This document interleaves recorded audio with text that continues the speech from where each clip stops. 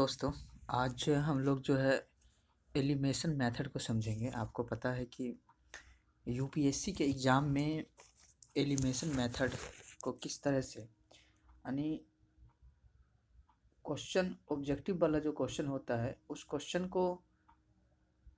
को सोल्व करने के लिए जो है आपको एलिमिनेशन मेथड को देखेंगे। तो एलिमिनेशन मेथड में आपको पता है कि हम लोग जो है अगर हमें एक भी ऑप्शन का जानकारी मतलब एक भी स्टेटमेंट का अगर जानकारी होता है तो उसके अंतर्गत जो हम लोग एलिमिनेशन मेथड के तहत उसे सोल्व करने का प्रयास कर सकते हैं। तो आज हम समझेंगे एलिमेथड मेथड को। जब सोल्व करें एलिमिनेशन मेथड को तो हम उसमें किन किन बातों को ध्यान में रख सकते हैं।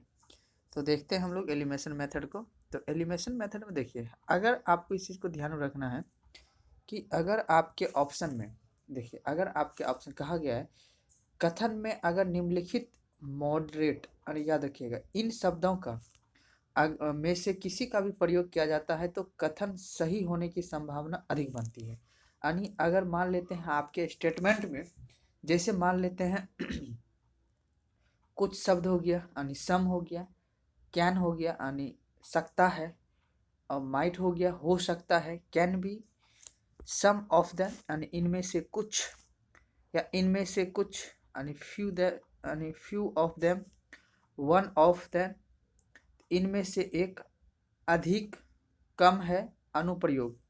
ये सभी शब्द का अगर प्रयोग किया जाता है तो अधिकतर वो स्टेटमेंट जो है आपका सही होने का संभावना अधिक हो जाता है। याद रखना है, सही होने की संभावना क्या हो जाता है आपका, अधिक हो जाता है। तो याद रखना है कि कुछ, उसके बाद सकता है, हो सकता है, इनमें से कुछ, इनमें से कुछ, इनमें से कुछ, अधिक है, कम है, अनुप्रयोग।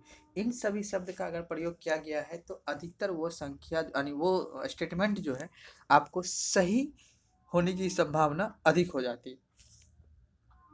चलिए अब हम लोग बात करते हैं कि गलत होने की संभावना क्या क्या होती है।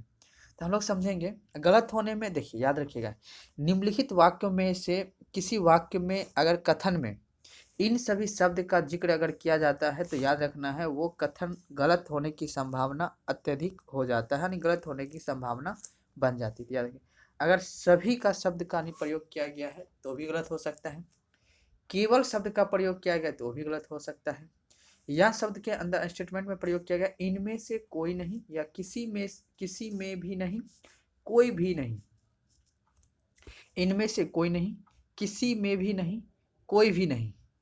अगर शब्द ये स्टेटमेंट यूज किया है तो वो ऑप्शन गलत होने की संभावना अधिक होती है।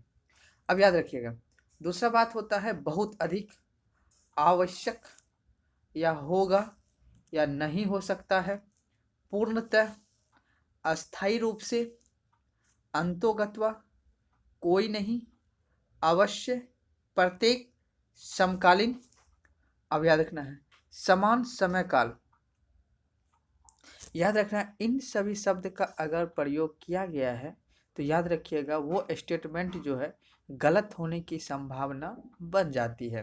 तो आपको एक मैं रिकॉल अगर करा दूं आपको रिकैप के तौर पे, तो ये आपको याद रखना है कि ये जो आपका स्टेटमेंट है सही वाला में क्या कह रहा है कि सही वाला में कह रहा है कुछ, या सकता है, या हो सकता है, इनमें से कुछ, या इनमें से कुछ, या अधिक, या कम, या अनुप्रयोग। इन सभी शब्द का अगर प्रयोग किया गया है तो आपको याद रखना है कि वो जो है ऑप्शन जो है आपका सही होने का संभावना अधिक हो जाती है।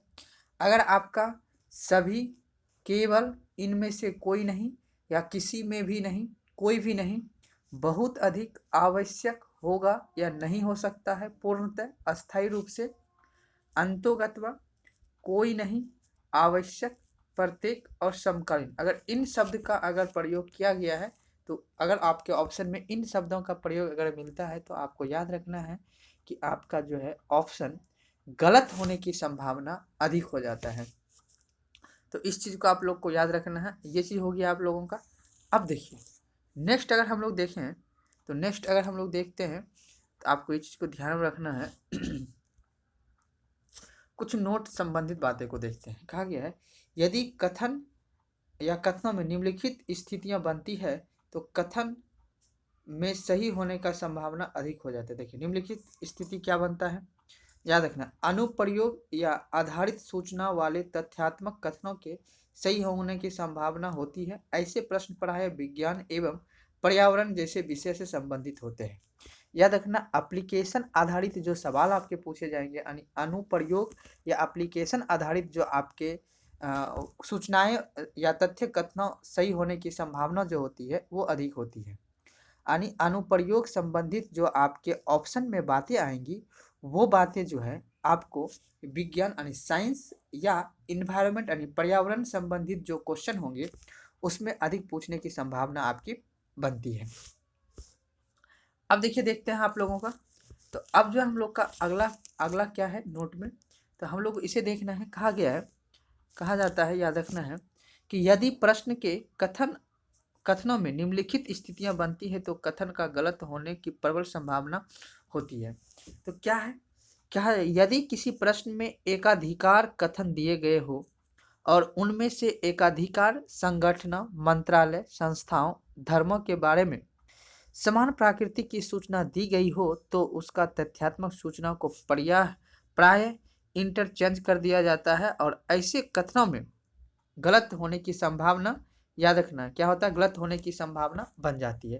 तो याद रखना है, अगर आपके स्टेटमेंट में एकाधिकार संगठनों, मंत्रालय, संस्थाओं, धर्म के बारे में समान प्रकृति की सूचना दी जाती है, याद रखना है उसमें समान प्रवृत्ति की सूचना दी जाती है, लेकिन उनका तथ्यात्मक सूचनाओं को प्राय इंटरचेंज कर दिया जाता है, ऐसे में कथनों को गलत होने की संभावना बन जाती है। अब देखिए, एक तो ये वाला सवाल जो आपका होगा, यानी अगर सवाल आपका संगठन से है या मंत्रालय संबंधित कोई सवाल पूछ दिया गया है या आपकी संस्थाओं से संबंधित पूछ दिया है या धर्मों से संबंधित कोई सवाल पूछ दिया गया है, तो याद रखना है कि अधिकतर उनसे संबंधित जो सवाल पूछे जाते हैं उसकी स्टेटमेंट को क्या कर दिया जाता है, इंटरचेंज कर, यानी चेंज कर दिया जाता है। जो आपका चेंज कर दिया जाता है तो याद रखना वो प्राय जो है आपका ऑप्शन गलत होने की संभावना, गलत होने की पॉसिबिलिटी जो है आपका अधिक हो जाती है। अब दूसरा क्या देखना है, याद रखना आंकड़ों में क्रमिक वृद्धि हो सकती है परंतु बढ़ने की दर में क्रमिक वृद्धि की स्थिति सामान्यतः गलत होती है। देखिए क्या कह रहा है, आंकड़ों में क्रमिक वृद्धि हो सकती है परंतु बढ़ने की दर में क्रमिक वृद्धि की स्थिति सामान्यतः गलत होती है।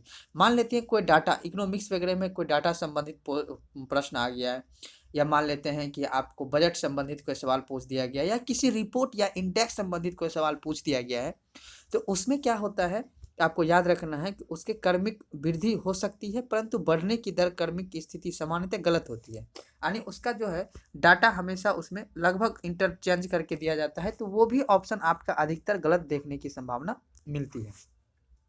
अब देखना आगे सवाल, राज्य व्यवस्था यानी पॉलिटी से संबंधित प्रश्न में यदि किसी पद यानी किसी टर्म के संविधान में परिभाषित यानी डिफाइंड इन कॉन्स्टिट्यूशन होने की बात कही गई है तो कथन सामान्यतः गलत होता है। तो याद रखना अगर कोई पॉलिटी संबंधित बात है तो याद रखना है अगर उसमें संविधान की यानी कहा जाता है ना कि ये संविधान के तहत यानी कि मूल संविधान में इसकी प्रावधान था या नहीं था, या फिर आपसे ये पूछ दिया जाता है कि ये संविधान में परिभाषित है या नहीं है, या संविधान के बेस पे है या नहीं है, तो इनसे संबंधित अगर प्रश्न रहता है तो अधिकतर वो प्रश्न क्या होता है, गलत होने की पॉसिबिलिटी ज़्यादा हो जाता है, क्योंकि अगर मूल संविधान में ये प्रावधान दी गई है तो सही तो हो ही जाएगा, लेकिन कभी कभी क्या होता है वो मूल संविधान में प्रावधान नहीं दिया गया है। फॉर एग्जाम्पल मान लेते हैं कि योग्यता संबंधी, अगर मान लेते हैं लोकसभा या राज्यसभा की योग्यता संबंधित कोई सवाल पूछ दिया जाता है तो उसकी योग्यता आपके मूल संविधान में भी दिया गया है और जो निर्वाचन आयोग होता है लोक जनप्रतिनिधित्व अधिनियम के तहत भी उसकी योग्यता को निर्धारित किया जाता है। तो लोक जनप्रतिनिधित्व अधिनियम के तहत जो योग्यता दिया गया है वो मूल संविधान में नहीं है, तो याद रखना है कि आपको उससे संबंधित स्टेटमेंट जो दिया जाएगा तो वो गलत होने की संभावना आपकी ज़्यादा बन जाती है। अब देखिए अगला देखते हैं क्या कहता है कि विशेषकर इतिहास से संबंधित प्रश्न में यदि किसी कथन में साहित्य, स्थान, चित्रकला, संगीत, नृत्य, वास्तुकला का संबंध किसी ऐतिहासिक व्यक्ति, वंश, साम्राज्य, संप्रदाय से जोड़ा जाए तो कथन सामान्यतः क्या होता है, गलत होता है। तो याद रखना। अब मान लेते हैं कि आपको ये पता है कि इतिहास संबंधित जो क्वेश्चन बनता है, अगर उसके कथन यानी वो जो कह रहा है साहित्य संबंधी है, या किसी स्थान का है, या किसी चित्रकला का है, या किसी संगीत से है, या नृत्य से है, वास्तुकला का संबंध किसी ऐतिहासिक व्यक्ति, वंश, साम्राज्य, संप्रदाय से जोड़ा जाए, तो अधिकतर वो कथन क्या हो जाता है आपका, याद रखना है, गलत हो जाता है। याद रखिएगा, वो पॉसिबिलिटी किस चीज़ का होता है, गलत होने की संभावना ज़्यादा बन जाता है। तो अब देखिए हम एक बार आपको ये चीज़ फिर से दिखा देते हैं। तो आपको इस चीज़ को हमेशा आपको याद रख लेना है, क्योंकि आप जब यूपीएससी का एग्ज़ाम दीजिएगा या फिर बीपीएससी स्टेट पीसीएस का एग्ज़ाम दीजिएगा, तो उसमें आपको ये कथन में आपको अधिकतर ये खास करके अत्यधिक मात्रा में आपका यूपी के एग्ज़ाम में देखने को सॉरी यूपी कहते हैं, यूपीएससी के एग्ज़ाम में आपको देखने का अत्यधिक मात्रा में ये सवाल आपको देखने को मिलेगा। तो आपको इस चीज़ को देखना है। अब दूसरा बात आता है आपका कि ये सभी वाला जो है यानी सभी, केवल, ये अत्यधिक ऑप्शन में ये दोनों शब्द पूछा जाता है। बहुत अधिक ये भी आपका पूछा जाता है ऑप्शन में, ये भी इंपॉर्टेंट है।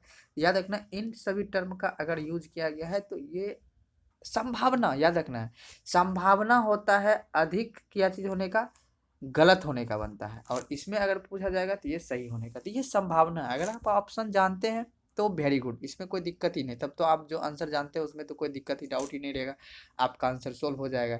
लेकिन अगर आपको आंसर में कोई दिक्कत आ रही तो आप ये भी मेथड यूज करके अपना सही आंसर तक पहुंच सकते हैं। तो आई होप कि आप ये चीज़ को समझ गए होंगे। तो आपको आज यहाँ तक, और नेक्स्ट क्लास में हम आपको कुछ यूपीएससी संबंधित मटेरियल भी आपको बताएंगे। ठीक है, धन्यवाद।